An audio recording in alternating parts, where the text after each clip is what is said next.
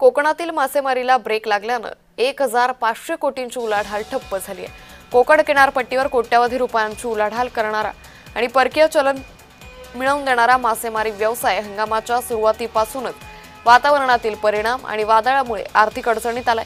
त्यातच भर म्हणून मोठा चक्रीवादळानं 10 ते 12 दिवसात मासेमारी व्यवसायाची दाणादाण उडवल्यानं कोट्यवधींच्या नुकसानीला मच्छीमारांना सामोरं जावं लागतंय। जिल्ह्यात सुमारे 2500 नौका बंद असल्यानं सुमारे 1500 कोटी रुपयांच्या उलाढालीवर मोठा परिणाम झालाय। त्यामुळे मच्छीमार अक्षरशः रडकुंडीला आले।